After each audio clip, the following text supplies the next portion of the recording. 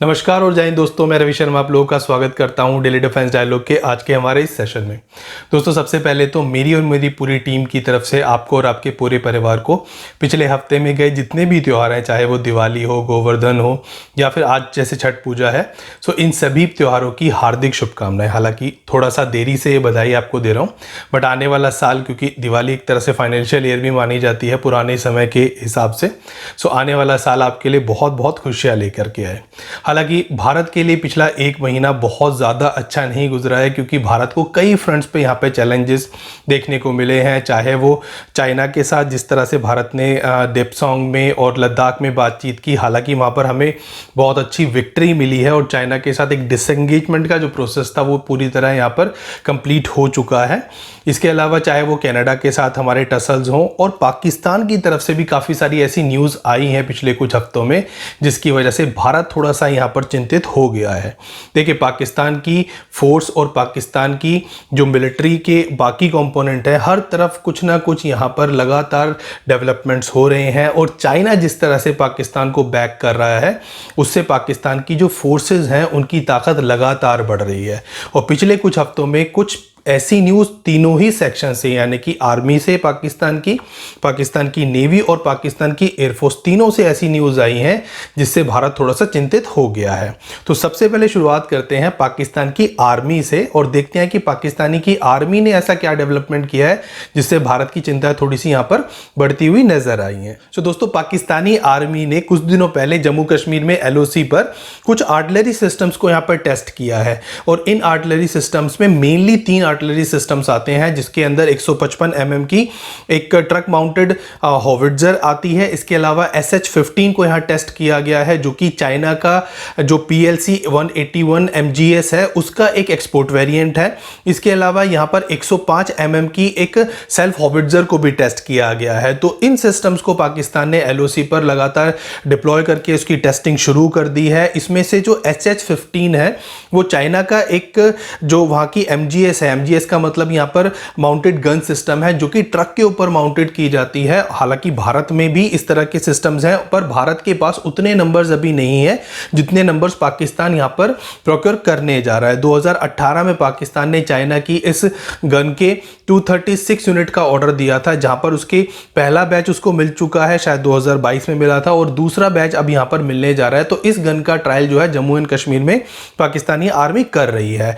ये gun 1 minute के अंदर 6 राउंड फायर कर सकती है और इसकी जो रेंज है वो 35 किलोमीटर तक मानी जाती है।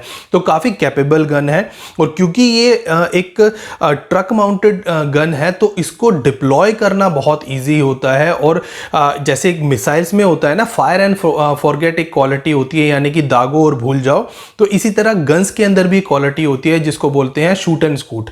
तो शूट एंड स्कूट स्ट्रेटेजी पर ये गन काम करती है, और ये गन बहुत ज़्यादा लीथल मानी जाती है, क्योंकि नॉर्मली आर्टिलरीज में होता है कि आर्टिलरीज की जो पोजीशन है वो, अगर कोई किसी एरिया पे आर्टिलरी बम्बार्डमेंट हो रही है तो वहां पर आर्टिलरी की पोजीशन रिवील की जा सकती है, क्योंकि जो प्रोजेक्टाइल मोशंस होते हैं वो फिक्स होते हैं, तो उसके हिसाब से आप आर्टिलरी के ऊपर एक काउंटर अटैक कर सकते हो। बट ये गन के ऊपर आप काउंटर अटैक नहीं कर पाते, क्योंकि ये गन किसी एक एरिया में से फायरिंग करने के बाद दूसरे एरिया में बहुत जल्दी डिप्लॉय कर दी जाती है। तो इसीलिए इसको शूट एंड स्कूट की जो इसकी स्ट्रेटेजी है उस पर ये काम करती है, और इसी वजह से इसको बहुत ज़्यादा लीथल माना जाता है।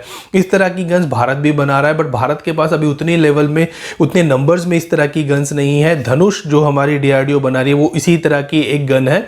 इसके अलावा टाटा भी इस तरह की MGS को बना रहा है, कल्याणी सिस्टम, भारत फोर्स भी इस तरह की सिस्टम्स बना रहा है, बट अभी भी कोई ऐसा सिस्टम हमारे पास अवेलेबल नहीं है ऑन शेल्फ जिसको हमने ऑलरेडी भारतीय सेना के अंदर इंडक्ट कर दिया हो। हालांकि जो हमारा FRAP है, यानी कि फ्रैप का जो हमारा प्रोसेस है, यानी कि फील्ड रियलाइजेशन एक्शन प्लान, जो कि 2000 के दशक में हमने इंप्लीमेंट करना शुरू किया था, जिसके अकॉर्डिंगली 2042 तक हम लगभग 3000 आर्टिलरीज गन को अपने फोर्स में इंडक्ट हमें करना था। हालांकि उसकी शुरुआती डेट 2025 की थी। तो इसी प्लान के ऊपर काम करते हुए भारत इन सबको इंडक्ट कर रहा है, बट पाकिस्तान ने जिस नंबर में इस गन को अभी तक अपने फोर्सेज में इंडक्ट कर लिया है, ये भारत से कई गुना ज़्यादा है, और आने वाले दिनों में पाकिस्तान इस गन के और बहुत सारे ऑर्डर्स देने की यहाँ पर तैयारी कर रहा है। इसके अलावा यहाँ पर तुर्की ने अमेरिका की होविट्जर M109 को भी यहाँ पर पाकिस्तान को ऑफर किया है। तो एक रिफर्बिश वेरिएंट है जो कि पाकिस्तान को ऑफर किया जा रहा है और इसकी रेंज लगभग 25 किलोमीटर है और ये लगभग 40 सेकंड में 6 राउंड फायर कर सकती है। तो इस तरह से पाकिस्तान ने काफ़ी सारे यहाँ पर सिस्टम्स टेस्ट किए हैं और उनकी टेस्टिंग यहाँ पर लगातार चल रही है। और तो कहीं ना कहीं ये जो आर्टिलरी सिस्टम्स हैं वो भारत के ऊपर कहीं ना कहीं दबाव बना रहे हैं, क्योंकि भारत जिस तरह से, आपको याद होगा कि हमारे बोफोर्स के बाद एक बहुत लंबे टाइम तक एक गैप बना रहा था, जिसकी वजह से साल 2000 में आकर के भारत ने रियलाइज किया कि भारत को अपनी आर्टिलरी को यहाँ पर जो है मूव ऑन करना पड़ेगा, अपनी आर्टिलरी को रिप्लेस करना पड़ेगा।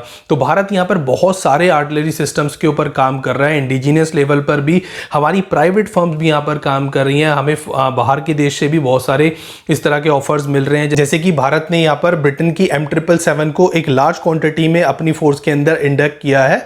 तो इस तरह से भारत काफ़ी तरह के डिफरेंट आर्टिलरी सिस्टम्स पे यहाँ पे काम कर रहा है, कुछ को डेवलप कर रहा है और अगर कहीं कोई अच्छा सिस्टम बाहर से मिल रहा है तो उसको भी अपनी फोर्स में इंडक्ट कर रहा है।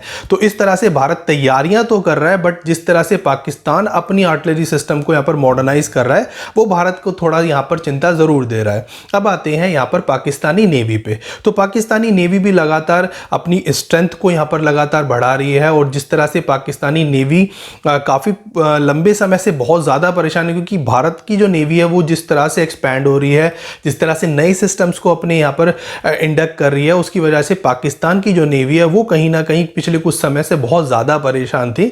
और अब पाकिस्तान की नेवी ने यहाँ पर कुछ ऐसे सिस्टम्स को बनाना शुरू कर दिया है जिसकी वजह से भारत को यहाँ टेंशन होनी शुरू हो गई है। आपको याद होगा पाकिस्तान के एक एक्स नेवी कमांडर ने कुछ दिनों पहले कुछ स्टेटमेंट्स दी थी जहाँ पर उन्होंने काफ़ी सारी बेकार की बातें भी की थी, बट उन्होंने एक बात यहाँ पर बड़ी अच्छी कहा था कि भारत अगर बड़े मिलिट्री सिस्टम्स को, बड़े नेवल सिस्टम्स को यहाँ पर अगर बनाने की तैयारी करेगा या फिर उनको आने वाले दिनों में अपने फोर्स के अंदर इंडक्ट करेगा तो हम उनकी काउंटर सिस्टम्स को यहाँ डेवलप करेंगे। तो जिस तरह से भारत की लगातार न्यूक्लियर सबमरीन्स जो है उनका ट्रायल्स हो रहे हैं, वो इंडक्ट की जा रही हैं, तो पाकिस्तानी कमांडर ने इसको लेकर के यहाँ पर एक स्टेटमेंट दिया था कि भारत अगर यहाँ पर सबमरीन को अपने फोर्स में इंडक्ट करेगा तो हम एंटी सबमरीन वॉरफेयर वाले सिस्टम्स को यहाँ डेवलप करेंगे और ऐसी मिसाइल्स को यहाँ डेवलप करेंगे जो लार्जर शिप्स को यहाँ पर टारगेट कर सकें। तो पाकिस्तानी नेवी ने एक ऐसी ही मिसाइल का यहाँ पर टेस्ट किया है जिसको उन्होंने अपने यहाँ पर इंटरनली नाम दिया है P282 स्मैश। तो ये स्मैश नाम की जो एक मिसाइल है ये एक बैलिस्टिक मिसाइल है और ये एक शिप बेस्ड बैलिस्टिक मिसाइल है जिसकी रेंज लगभग 350 किलोमीटर है। और इसको देखने से ऐसा लगता है कि ये जो चाइना की एक एंटी शिप मिसाइल है, एंटी शिप बैलिस्टिक मिसाइल है जिसका नाम है CM401, सो उसकी जैसी नजर आती है। और अगर ये मिसाइल सेम है तो ये मिसाइल काफ़ी ज़्यादा लीथल है, इसकी काफ़ी सारी ऐसी क्वालिटीज़ हैं जो इसको बहुत ज़्यादा लीथल बनाती हैं। तो ये एक सबसे पहले तो एक सुपरसोनिक मिसाइल है और ये क्वासी बैलिस्टिक ट्रेजेक्टरी फॉलो करती है। तो ये क्वासी बैलिस्टिक ट्रेजेक्टरी फॉलो करने की वजह से नियर स्पेस जाकर के टॉप डाउन अटैक करती है, जिसकी वजह से इसकी स्पीड इतनी ज़्यादा होती है कि किसी भी एयर डिफेंस सिस्टम को इसको पकड़ पाना बहुत ज़्यादा मुश्किल है। इसीलिए भारत यहाँ पर बहुत ज़्यादा चिंतित है, क्योंकि अगर ये CM401 का ही एक वेरिएंट है तो ये भारत की चिंताएं बढ़ा सकता है, क्योंकि भारत बहुत बड़े बड़े लार्ज शिप्स के ऊपर भी काम कर रहा है। हमारे 2 ऑलरेडी एयरक्राफ्ट कैरियर्स काम कर रहे हैं, तीसरा हम बनाने की तैयारी कर रहे हैं। तो ये जो एयरक्राफ्ट कैरियर्स हैं वो इस मिसाइल के निशाने पर हो सकते हैं। तो भारत को यहाँ पर अपने जो नेवल सिस्टम है उसका एयर डिफेंस करने की यहाँ पर बहुत ज़्यादा ज़रूरत अब महसूस हो रही है। तो इस मिसाइल में काफ़ी सारी अदर ऐसी टेक्नोलॉजीज़ भी हैं जिसकी वजह से इसको किसी भी तरह से ट्रैक डाउन करना मुश्किल है, क्योंकि एयर डिफेंस सिस्टम से इस तरह की क्वासी बैलिस्टिक मिसाइल्स को ट्रैक डाउन करने में भी काफ़ी प्रॉब्लम होती हैं। तो ये अपने जो कोर्स है उसके अंदर भी ये मनूवरिंग करती हुई मूव करती हैं। तो सुपरसोनिक स्पीड पे अगर कोई मिसाइल मनूवर करती है तो उसको कोई भी एयर डिफेंस सिस्टम ट्रैक नहीं कर सकता। तो इस तरह से ये मिसाइल भारतीय नेवी के लिए एक चिंता की बात यहाँ पर लगातार खड़ी कर रही है और ये डेवलपमेंट पाकिस्तानी नेवी की अगर सक्सेसफुल हो जाता है तो पाकिस्तानी नेवी की ताकत को ये इस रीजन में काफ़ी ज़्यादा बढ़ा देने वाला है। अब आते हैं एक यहाँ पर पाकिस्तानी एयरफोर्स के ऊपर भी। तो पाकिस्तानी एयरफोर्स के बारे में आपने काफ़ी समय पहले सुना होगा कि पाकिस्तानी एयरफोर्स यहाँ पर 5th जनरेशन फाइटर एयरक्राफ्ट को अपने बेड़े में इंडक्ट करने जा रही है। और अगर अगस्त के महीने में ये खबर भी आई थी कि पाकिस्तान के जो पायलट्स हैं वो ऑलरेडी चाइना के जो FC-31 एयरक्राफ्ट है उसके ऊपर यहाँ पर ट्रेनिंग ले रहे हैं। हालांकि अब जाकर के पाकिस्तानी एयरफोर्स ने और चाइना ने दोनों ने इस बात को ऑफिशियली कंफर्म कर दिया है कि पाकिस्तान आने वाले दिनों में स्पेशली 2030 तक इस एयरक्राफ्ट का जो इंडक्शन प्लान है उसके ऊपर काम शुरू कर देगा।